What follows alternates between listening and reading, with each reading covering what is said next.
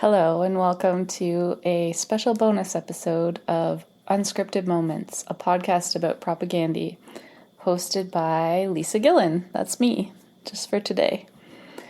I'm going to be talking about the song At Peace from the band's 2025 album of the same name.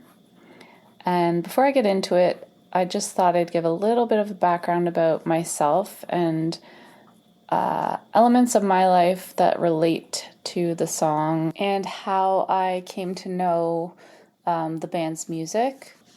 So I'm a millennial in the truest sense of the word. I started grade 9 in the year 2000.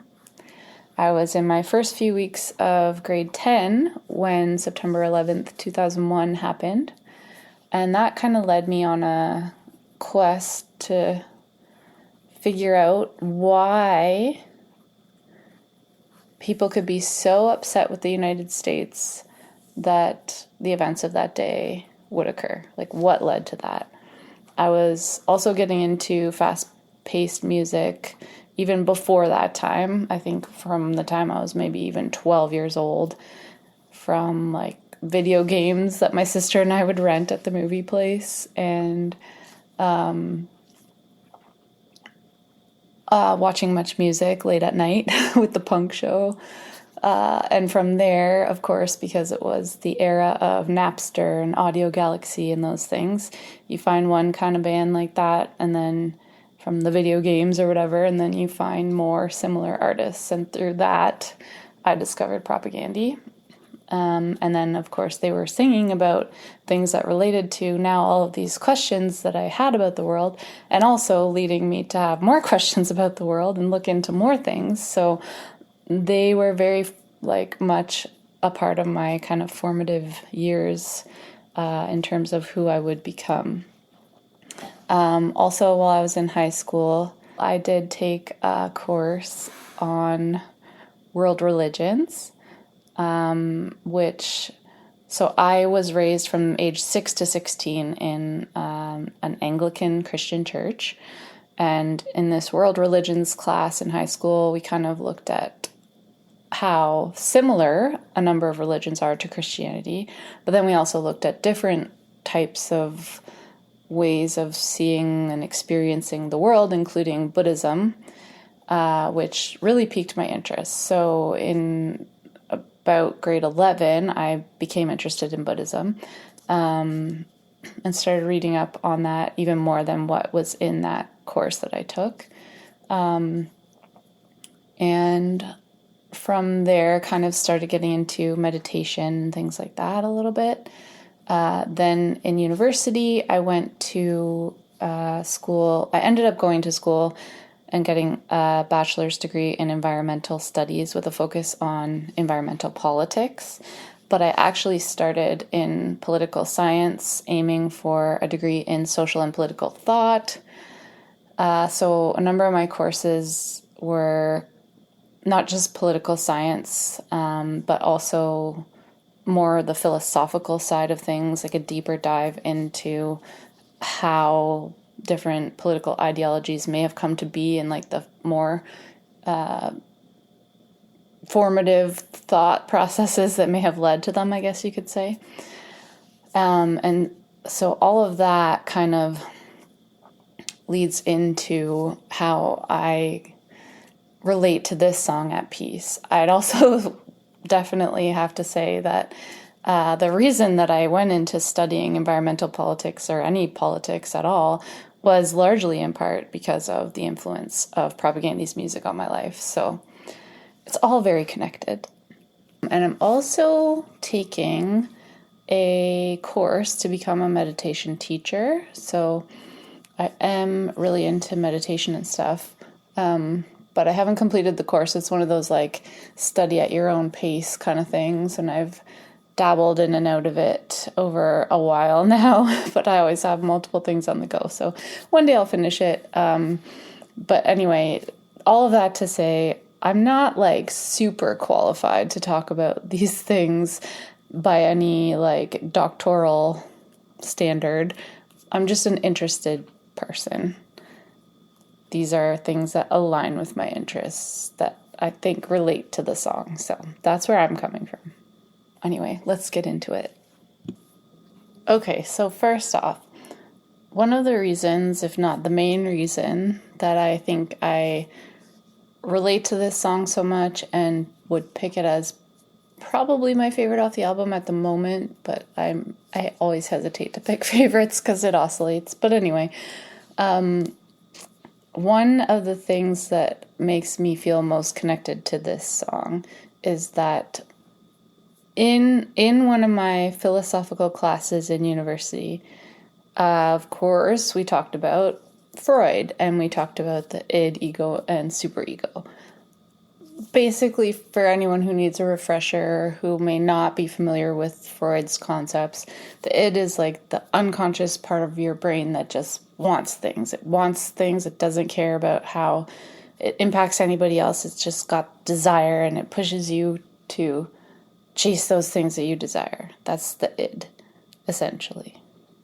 But one of the things that I remember that stuck out to me that I adopted as like a life, an approach to life, let's say, is that this whole thought that happiness is not static. Happiness is the immediate fulfillment of id impulses.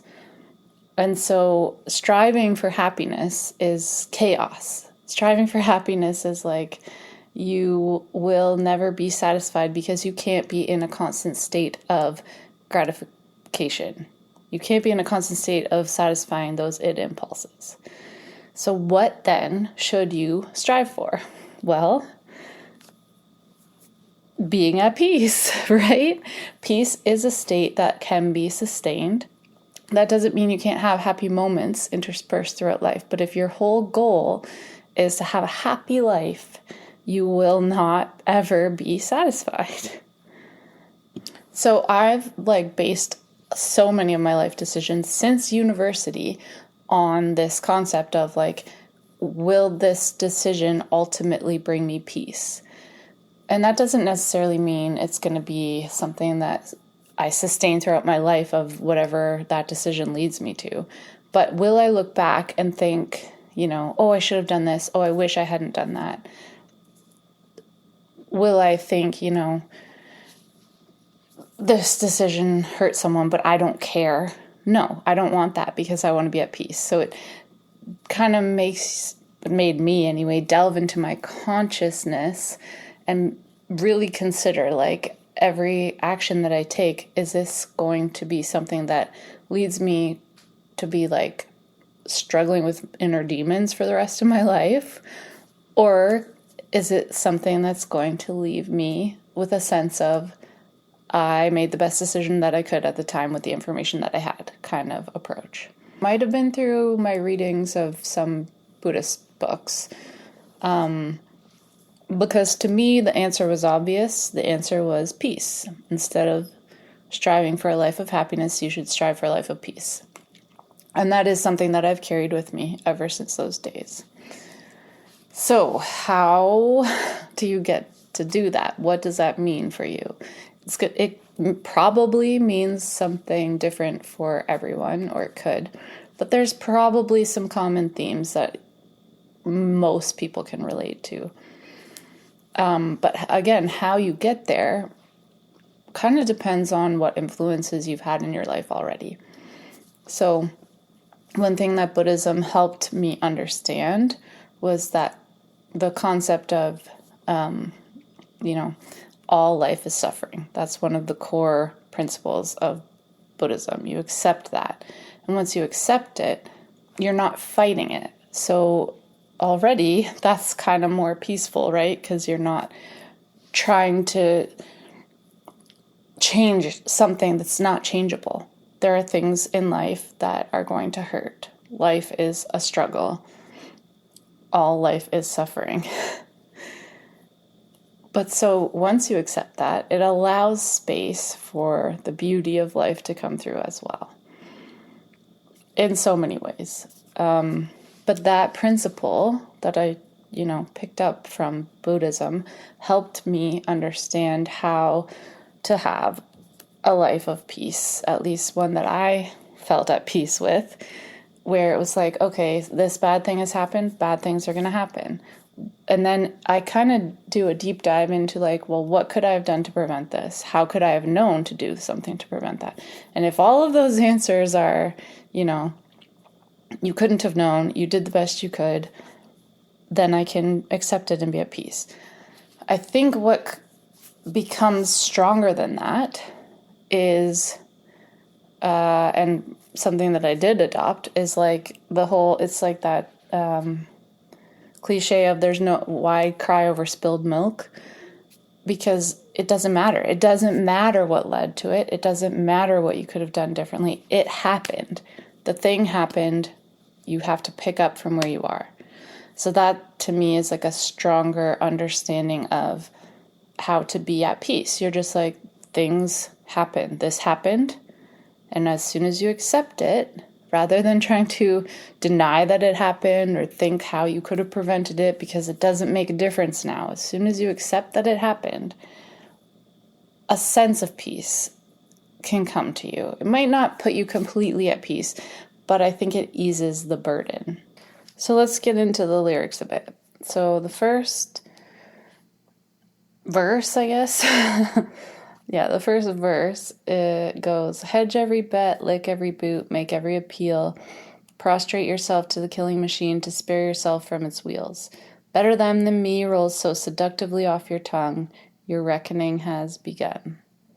Okay, so it's a sense of like, do what you can to take care of yourself, to make sure that your life is okay, that you're doing okay. That's the sense that I get from that whole collection of words, phrases. And that the key phrase, I believe, to me anyway, is better them than me rolls so seductively off your tongue. That's like the well-meaning members of your family who are like, or I don't know, gurus of wellness that tell you, if you're upset at what's on the news, stop watching the news. But that, and that can be enough for some people to feel at peace, I guess, right? You just don't look at it. You don't pay attention to it. It's not happening to you. It's not your problem. So why make it your problem? That's the sentiment behind that line, and that's the sentiment behind people who are telling you, turn off the news and you'll have a better life.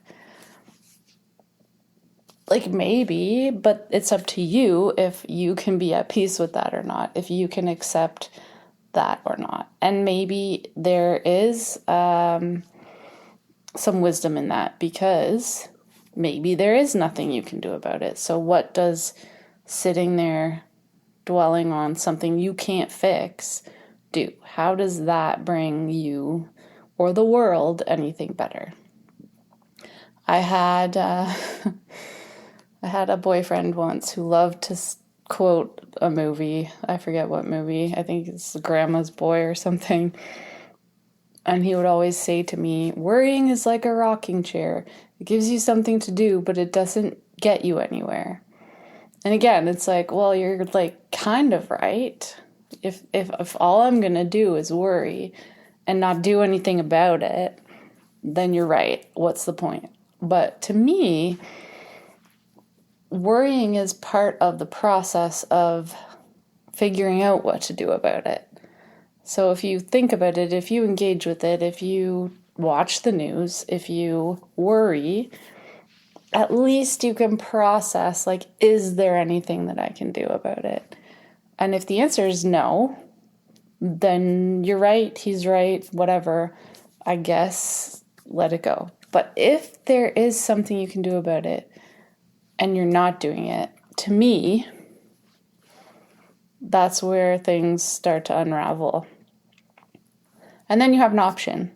You can take steps to do things towards fixing whatever the issue is, or you can sit in this state of unhappiness and unease and not being at peace with yourself because you know that you could or should be doing something differently. And I guess the difference is, to stay with the spilled milk cliche, at what stage in the process are you? Are you picking up after the milk's been spilled? Like, are you just watching it spill and it's still spilling and you're just sitting there staring at it spilling when you could be doing something? Or are you watching the actions before it spills, saying, if I don't do something, that's gonna spill. Like, your cat's about to knock it off the counter or something, and if you don't stop them, you know you're gonna have a mess to clean up. So part of it, to me, is figuring out where in the process of mess or disaster are you? How far along are things, and is it worth it to put in energy to fix it? But this whole better them than me line,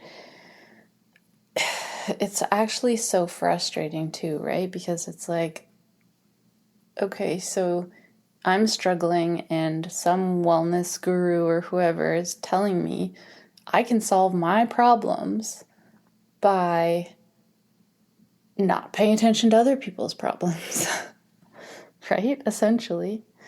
And in some cases, maybe there is truth and benefit to that. But then you have to decide what kind of person you want to be, or what kind of person you are. I think we all know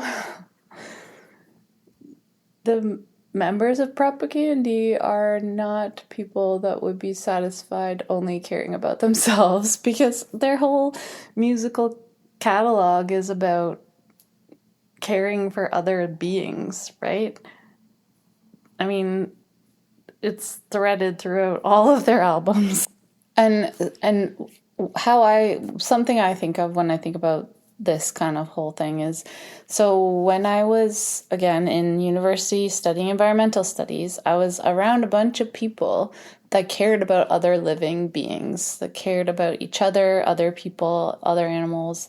Like, probably the biggest faculty of vegetarians and vegans in any university campus are going to be the ones in an environmental studies program.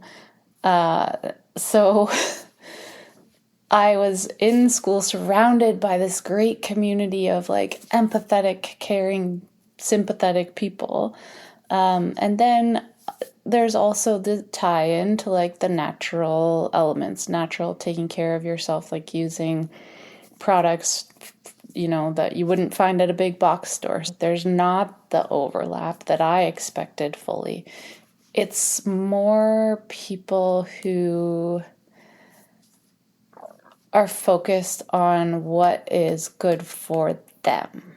So natural remedies because it's good for them as individuals, not necessarily if the processing is actually ethical, if all the ingredients in those supplements is actually ethical. Like, I thought that would be part of it, but it wasn't. And that shocked me, actually. It was like, that was my introduction, I guess, to the wellness movement that was so individualized, like so focused on you, yourself, your own well-being, your own healing, apart from how it affects other systems and other living beings. So that was actually a shock to me.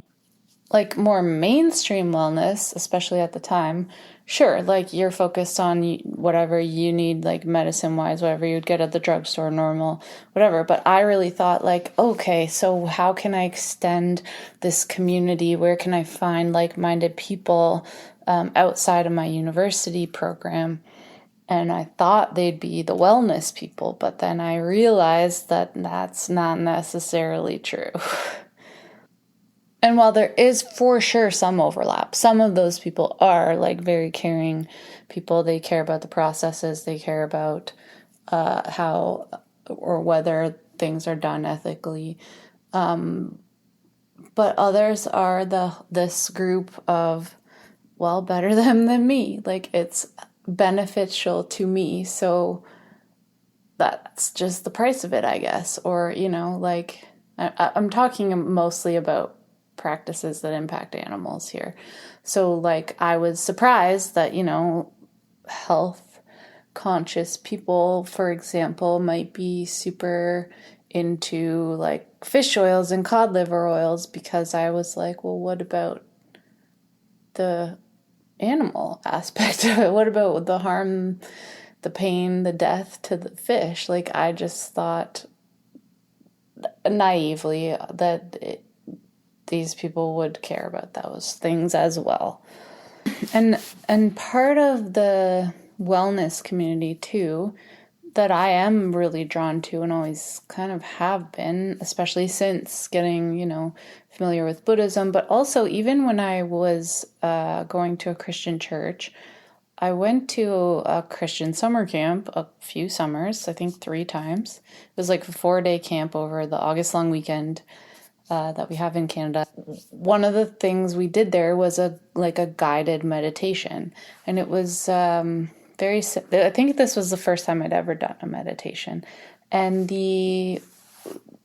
like I said, it was guided, and so they walk you through a whole scenario, and it's meant to like relax your brain and help you visualize things and just get, shut off the parts of your brain that are maybe overactive and just get you focused in a peaceful way. So I really, really connected with that the first time that I ever did a meditation, regardless of the, religious aspect of where that particular meditation was coming from. I think it was just like, maybe you were walking with Jesus and telling him your problems or something. I don't know. But it wasn't like overly, religious in any sense other than connecting with yourself and then having someone or something to talk about your issues with, I think. Anyway, so that was my first experience with meditation, and then I got into it a bit more through Buddhism, and I read a book some of you may be familiar with called Hardcore Zen, which was by a hardcore musician who also is into Zen Buddhism, named Brad Warner. And I remember from that book, one of the meditation styles he talked about was just like sitting and staring at a blank wall. And you just, every time your mind wanders, you bring it back to that blank wall. And I was like, no, not for me, thanks. So there's different styles of meditation that work for different people. He found benefit from that. I don't have the patience for that. I don't have the brain that would appreciate that, because I think I need a distraction in my meditation. So whether that's like through music, singing bowls. I love singing bowls for meditation. I'll even go online and just find like meditation videos and it's just music.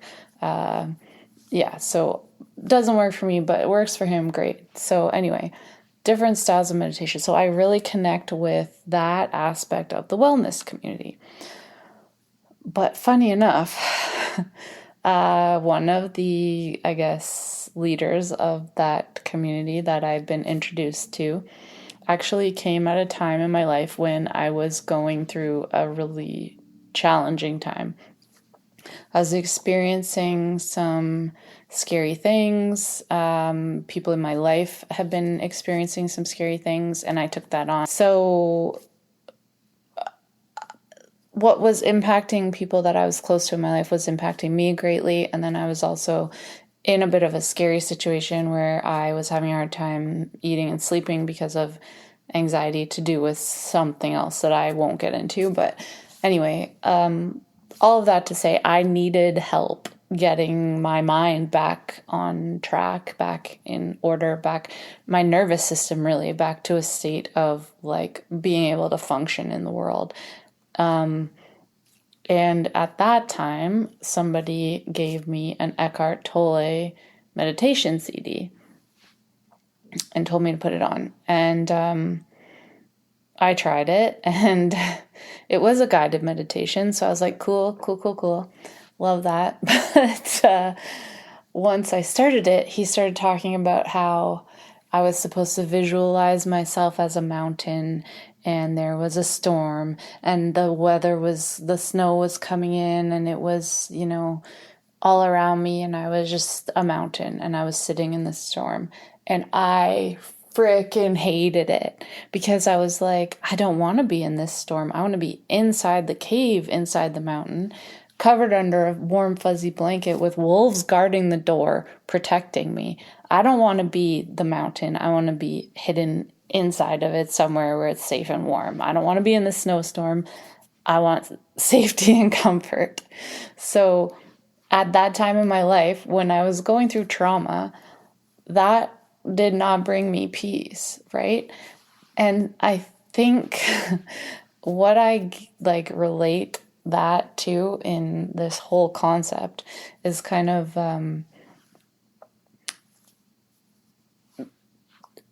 is it my job to make peace with the storm?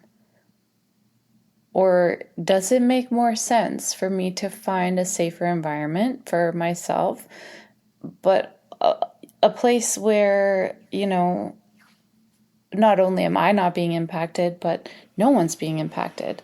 I'm safe inside the cave. My wolf friends are safe inside the cave with me. We're going to take care of each other, It's great. It's not being out in the storm and just saying, it doesn't matter what you do to me. It doesn't matter what's thrown at me. I'm okay. Because I don't relate to that. And one thing that I've read that Chris has said about kind of where he's at is like finding this balance between an Eckhart Tolle approach to life and like that of kind of the Unabomber and, doing something big about the things that you're unhappy with. And like my take is at that time was to swing the other way and like not make peace with it. But also I wasn't ready to confront it. So at that time I needed rest and I needed to hide away from it. But that was because like as much as like Eckhart Tolle's whole thing is like the power of now, accept what's happening in this moment. Sometimes what's happening is so bad that it's okay that you don't accept it because it's actually really bad. And that's the difference between the people, I think, who say, don't look at the news versus I'm not okay with what's happening in the news, and that's the problem. Not that I'm seeing it, but that it's happening. So yeah, hiding myself away in the cave might have been not seeing what's happening, but that's because of this whole element of what can I do about it? Because I think one of the most frustrating things is when you feel helpless, but injustice is happening, bad things are happening, scary things are happening. So what can I do about it? Is the answer nothing? Is the answer I need a break? I need to rest and then deal with it? For me at that time when I was going through the trauma, that was the answer, was that it's not that I can't deal with a snowstorm. It's that I can't deal with it right now because I am tapped out from dealing with trauma and drama in a constant state, and I just need a safe place to rest for a little while.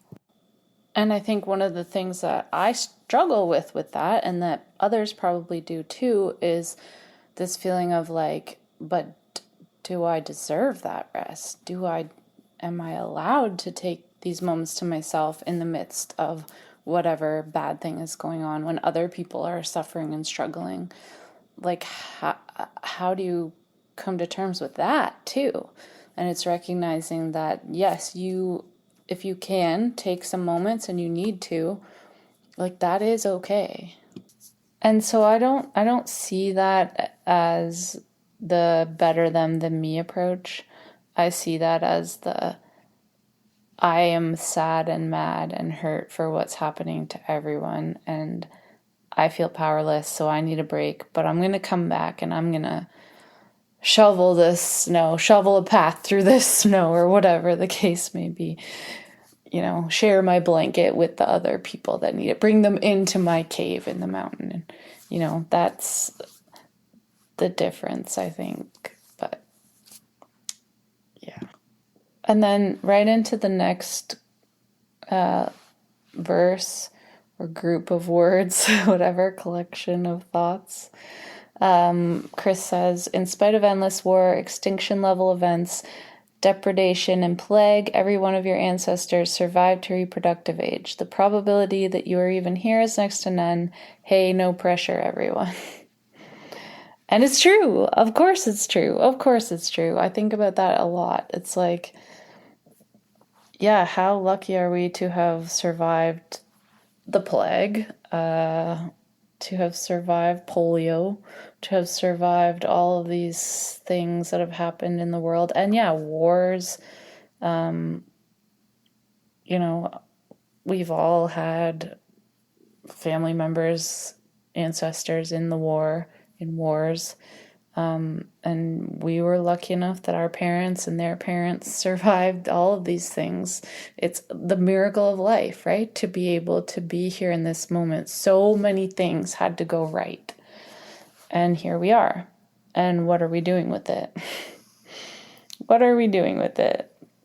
This magical, amazing fact that we made it out of all of the people that didn't, out of all of the sperms that didn't fertilize the egg, we made it. And all of the eggs that didn't get fertilized, I guess you could say too.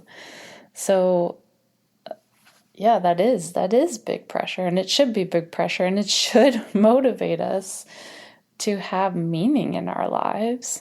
And then already we're seeing this kind of, question of, okay, we want peace or do we want meaning? And are the two mutually exclusive? Do we want to just focus on what it takes for us to have a good day? Whether that means making sure everyone has a good day or not? Or do we just want to focus on if we ourself as an individual is going to be okay? Because, hey, look at all these people have already fallen to disease and war and everything else. So I just got to take care of myself so that doesn't happen to me. But this last line of, hey, no pressure, everyone. It's like, how can you look at your life and just think that meditating and finding your peace is enough? But at the same time, it is enough to just exist. Like that's the whole thing that people teach in wellness, to help you get over, badgering yourself for not doing enough. Like it's okay if today you just made it through the day. And that's true. That is true. But it's like, what are the factors that are causing you to feel like that's all you can do with your life? Why is it that after, your ancestors survived all of these things and you made it here and here you are? Why is it that all you can do is breathe? And then at the same time, from the meditation side of things, it's like, well, yeah, I'm breathing, but I am looking currently out the window at a whole bunch of beautiful trees that have been here for so long. And I am looking at a beautiful sky. Okay, not today because it's filled with wildfire smoke, but often I have a beautiful sky full of beautiful clouds, and I see, birds flying by and flowers in the grass when I walk my dog, and I have my dog here, and the two of us can just exist together. And that is enough sometimes. But the problem I have with it is, and the problem I think Chris has with it, and the problem that most Propaganda fans probably have with it, is that if everyone can't have those moments, if not everyone is able to sit and enjoy and take in the beauty of the good parts of the world and life, and the fact that it's a miracle that we all exist in it, if that same privilege is not extended to everyone, how can those of us who have it actually be okay with being the only ones that have it? How can we be at peace with that? But then the next part of the song gets right into that whole individualization piece of life that we all do struggle with to some degree or other, maybe others more so than some, but the lines are, when shit got dark, I had to face it alone. There'd be no crying for help. It's just how I'm wired. I've had to figure shit out my whole life by myself. I ain't saying it's cool. It's fucked up. Truth be told, it's cost me a few friends, but sometimes you must protect yourself. So, yeah, like, absolutely. And I don't know about you guys, but I have definitely gone through a lot of stuff alone. I've had to face a lot of things alone. And it does make you feel resilient, and it does show you the value of, taking those moments to just not think about what's going on in the world, to just take some moments to yourself to find that peace for yourself. Again, whether that's so that you can then bring yourself to face things to help other people later on. You need that rest. Once you get that rest, you're going to be able to pick up the torch again and keep fighting the good fight. Or if it's just like your own life is facing so many struggles that you just don't have the energy to help anybody else or to care about anybody else because you are also struggling. And that's the thing, like another thing with the wellness community and when we talk about like suicide and depression and things like that. I've seen things online where it's like shaming people for like, oh, if somebody comes to you with their problems and you like don't take the time to listen, then, that's the worst thing you can do. And it's true, but it's not, because we all are carrying problems, and you don't know to what degree I'm carrying problems. So I could be putting on a brave face and I could be doing all I can just to make it through the day myself. I could be struggling so hard and you don't even know. And I'm just trying to smile and fake it till I make it and get through the day. And you might see that exterior and think, oh,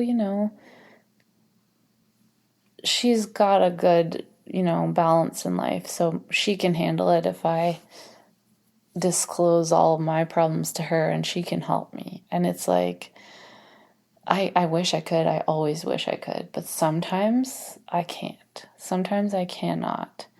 And it's hard. And then it's like, I turn that the other way and I think, well, I have a lot going on and I need help, but I don't want to put this burden on anybody else. And or like, so when I was going through the difficult time that I was going through that I mentioned before, I also had a breakup of a long-term relationship, a 6-year relationship. So I had to learn to take care of myself. And then it was also this whole concept of, if the person that I've been with for 6 years can't be there for me through this, how can I expect anybody else to? So you learn, you pick up your feet and you just go through it. You don't necessarily, you don't look forward to it. But again, the Buddhism piece that I had already learned was all life is suffering. So if you can accept that, you can move through these challenging times on your own and just say, you know what? There's no sense fighting it or crying about it. It's just the way it is. All life is suffering. And that doesn't mean like that you don't cry about it or that I didn't cry about it. It's just that, yeah, I cried about it, but I also was able to make peace with it to an extent, at least.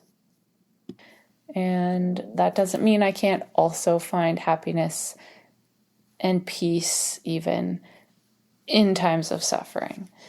And so one of the things I will say that I was struggling with was my mom being diagnosed with cancer. And then she did pass a couple years after her diagnosis. And through all of that, I was like, okay, this sucks, right? But I accepted from the start that it sucked. And other members of my family, I think, struggled with it because they wanted to not accept it. And I mean, I didn't want to accept it either, and I did whatever I could to try to help my mom. Like, there were herbal remedies that we were making for her. I did what I could, but I also, the whole time through, was like, this is happening. I can't deny that it's happening. There are possible bad outcomes. I can't deny that that's part of it. And it did help me navigate it in a way that others sometimes judge too, because they see that you're doing okay. They see, that you, sometimes when people see that you can accept that bad things happen, it's like, you're not suffering enough and I want to tear you down more. I want to make you at least feel bad for not feeling bad enough. And that's really not helpful to anyone. Yeah. So then the next lines, motherfucker, I'm resourceful, resilient. I power through the waves of disappointment. Maybe not quite thriving, but I'm buoyant. I am at peace these days. And then give or take a fit of blinding rage. And how relatable is that? It's like, I am struggling. I am going through this. It is a challenging time, whatever your situation might be. But I'm doing what I can to get through it. Yeah, maybe I'm not thriving, but I'm here. I'm showing up. I'm going through the motions, at least faking it till I make it. And sometimes I might fall apart. That bit of blinding rage.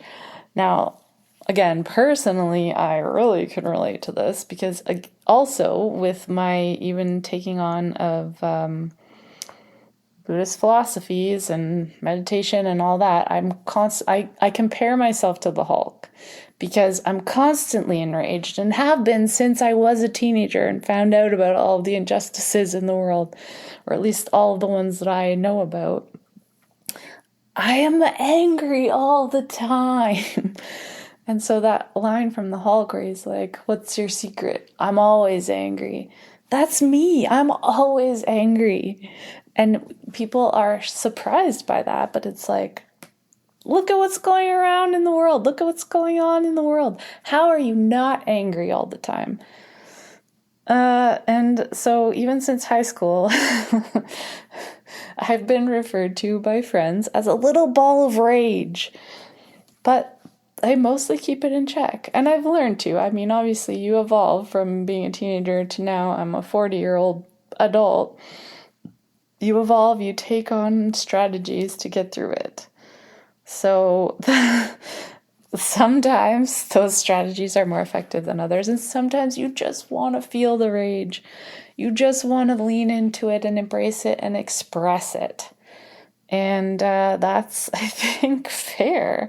And that's what Chris is expressing when he says, yeah, I'm at peace, I've accepted it, whatever. And then he's like, but that doesn't mean it doesn't make me so mad sometimes. And that can be personal things, but it can also be the world at large, of course, right? Because there's so much shit going on in the world. And then it's that question of, well, what can I do about it? And at what stage of milk spillage are we right now? Preemptive, like in the middle of it, or has it already happened? And where do we go from here? And sometimes I just get so mad. And yeah, that is life. No matter, we're all human. And so here's the point I think that I want to expand on from that. It's like, okay, yes, I picked up this strategy, this philosophy, whatever, that, life, you can't chase a happy life. You should chase a peaceful life. But as I went through my life with that strategy, it was like, yes, this is nice, Nice, I guess. But I'm missing something. As I've gotten older, I've just realized that even though, yes, your goal can be a peaceful life, that doesn't mean you shouldn't experience your emotions. Your emotions serve a purpose. Like, we have emotions for a reason. We have reactions to things for a reason. That's your body telling you something's not okay, or something is great and you should have more of that in your life if it's something that does make you happy. So even though I have always touted this whole, happiness is not the goal, peace is, I think I missed a little bit of, well, to an extent, bringing in, like, how can I have the most happiness as well? Like, what will bring that in? And another piece of Buddhism that kind of had, directed that whole thing was, like, my approach of chasing peace was the, like, concept of non-attachment. And, there's the story of Siddhartha Gautama, who released all of his worldly possessions, his attachment to his family, and just went and wandered off. And that never sat right with me, actually, because not about the possessions, but just his connection to people. Because I'm like, okay, you're talking about non-attachment, but that is, like, soulless. Honestly, like, it's okay. And this is something I'm trying to rebuild in my life, I guess, to an extent. But like I said, I've done so with my friends.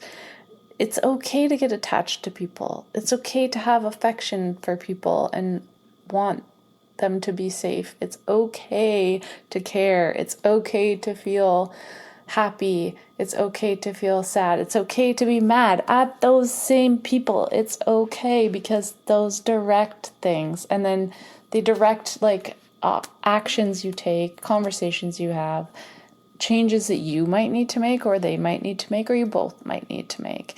And you can't just say, well, I mean, you can, it's up to you, it's your life, but if you just say, this person upset me, life is too short, I only want to be happy, and you don't go through the whole gamut of human experience, I don't think you're going to find peace at the end of the day. I don't think cutting people out of your life and not trying to work through difficulties and not trying to face bad times and not embracing and appreciating good times, I don't think that's the road to peace. I think we should be trying to have as much joy and happiness in our lives. And it's something that I want for everyone. I want everyone to be able to have as much joy and happiness in their lives. And that's why at this day and age, it is so hard to find peace, because there's so much devastation going on in the world. And it's gotten so much worse even since this album was released. So, like, yeah, it's kind of ironic in that way, because bad things were happening when they released this album, but then things have been getting, like, exponentially worse too. Like, it's just more badness in more places on a grander scale every day, it seems like. So that's just fun, isn't it? And so I wonder if in Chris's writing, if when he's saying he's at peace, it's those moments of kind of detachment from all the things that are out of his control in that moment, personal and worldly. And I think from his writing, he takes on the world's problems, and it's beautiful, but also he deserves moments, at least, of reprieve and moments of peace. I mean, we all do. We all deserve all kinds of moments of peace. And again, that's the frustrating part of the world right now, is that, like, how can we have peace when so many people are suffering? It's a challenge. It's a real thing. Anyway, after that, he says, I can't seem to shake the belief that there's a liminal state between death and rebirth in which you and me reconvene. Oh yes, I'm really fun at parties. Draw a dink on my face with a Sharpie. Excuse me, sir, this is an Arby's. I am at peace. And so evidently part of this is about where you lose someone in life, whether it's through death or the end of a relationship or just distance, maybe even. Who knows, right? We all go through these experiences where we're close with someone and then unfortunately for whatever reason life goes on and we don't maintain that proximity in whatever way you want to interpret the word. And that's a really hard thing to make peace with too. But he's saying he believes that one day between death and rebirth, all those important people will be reunited with each other. You know, you'll get to see whoever it is you're missing or reminiscing about, and I think that's beautiful. But then the next parts where he goes, oh yes, I'm fun at parties, draw a dick on my face with a Sharpie, excuse me sir, this is an Arby's.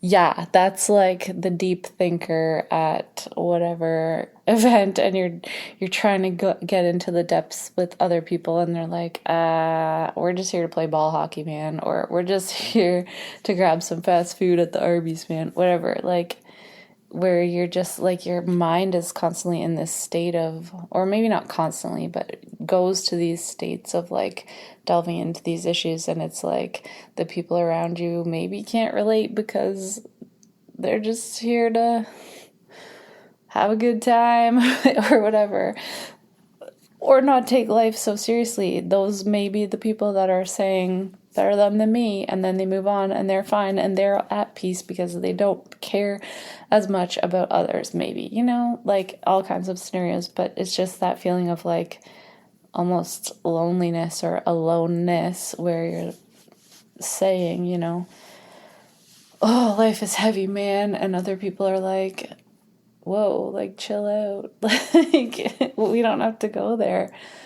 But again, that's like, what does peace mean to you? Does it mean not talking about these things, ignoring these things? Or does it mean solving it and getting to a point where we can all chill and not have to stress about these things? And then he says, yeah, I am at peace, though presently convulsed with grief, I am at peace. So again, that kind of is that idea of acceptance. It's like, I'm not happy. There's a difference between happiness and peace, but I can accept what's happened.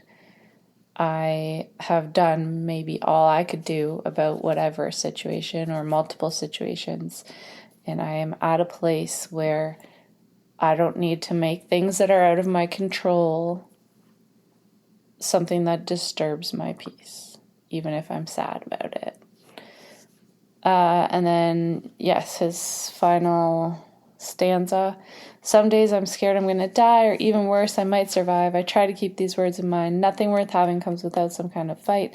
Got to kick at the darkness till it bleeds daylight. So obviously famous Bruce Cockburn quote there, also adopted by the Bare Naked Ladies when they covered his song Lovers in a Dangerous Time.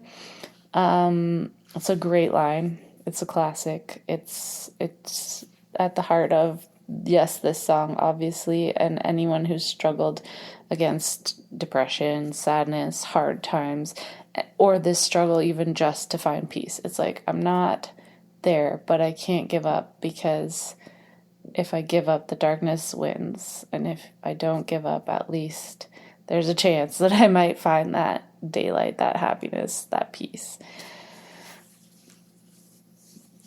So yeah, and of course saying, well, I don't know if it's better to live or die, you know? So some days I'm scared I'm going to die, but then again, I might survive. But you might survive, and the thought being like, I might survive and things are not good here. Things are not good and they might not get better, and I have to endure this. But then he reminds himself, tries to keep that line in mind. He has to kick the darkness till it bleeds daylight. And it's true. And sometimes that is the only thing that can keep you going. It's like, if you give up, you're going to lose. If you keep going, at least there's a chance to come out the other side of it in a better place. And I have to add this. I dabble in songwriting a little bit myself, although I'm not good at the music part. I mostly focus on the lyrics. And recently, but before this album was released, I had been thinking about that line a lot, and I was like, oh man, I gotta pull that line. Like, it hasn't been used for a while. That Bare Naked Ladies cover of the Bruce Cockburn song is pretty old now. I think it's time to bring that line out. And then Chris did it, and he did it so well, and it fits the song so perfectly. But what is also funny about this, to me, personal anecdote, is that at one point in high school, or maybe shortly after, one of my friends, who is also a very big Propaganda fan, had quoted that line on something somewhere online. Like, he pulled it out of his hat or his pocket, whatever, and posted it somewhere. And this was also a number of years ago now, like 20 years ago, maybe, I'm thinking. But even that stuck with me. I guess, like, he pulled it out and he was like, look at this line. I mean, he wasn't saying literally, look at this line, but he pulled it out and quoted it somewhere, and it was like, oh my God, yes, that is a great line. And again, he's a Propaganda fan, and then Propaganda used it, and then I was thinking of using it. And anyways, just that kind of great minds think alike piece, maybe, let's say. People who are thinking the same things along the same lines, that interpret the world in a lot of the same ways, probably. We're all reaching this point with the state of affairs, maybe, that at that time even, and again, things have gotten worse since this album came out, but even at that time, it was this thought of, like, things are kind of bad now, but we can't give up. And I hope that that's something that everyone carries with them, even as things continue on. And it is something that the Buddhist teaching of all life is suffering has helped me with. Even during COVID, during everything, it was like, let's just keep going, keep living, because all life is suffering, and see what happens. Like, it's not like, I guess the approach is, we're not going to escape the suffering part of life. It's a part of life. And if we can accept that, then maybe we can still have the other parts of life too. The joy, yes, also the sadness. We can have the full gamut of the human experience, even in the dark times, until we can't anymore. And that is an individual thing at this point, until, or the whole world collapses. But it's like, each of us can continue just living as best as we can. That's all we can do sometimes. All we can do in the face of whatever is going on. And it is something, especially in the last year or so, that I've personally been struggling with a lot. It's like, you read about the further destruction that is happening in Palestine and now spreading to Lebanon, and what's happening in Iran, and what's been continually happening in these places as well, and then also the Congo, and like, it's just, the world is a disaster, and it really overwhelms me, and I don't know, but it is a feeling of like, am I doing enough?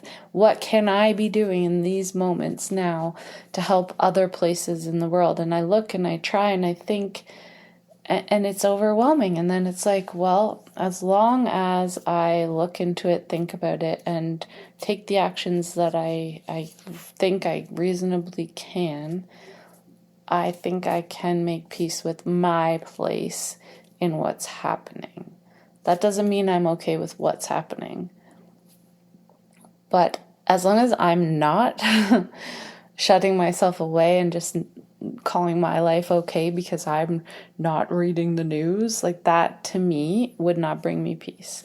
knowing what's happening, being ready to try to do something, and doing whatever I can reasonably will bring me peace. And that is an equation of multiple factors and what can I do that won't cause harm to people or beings that I love, but that will help other beings that are being targeted. And maybe that is sending money somewhere. Maybe that's just paying attention and witnessing it and not turning away. But I don't know. It's a question that each person can only answer for themselves, really. And I guess what it boils down to is like, what does kicking at the darkness mean to you? How can each of us do that in times like this? How can we keep doing it until we get to a better state of being?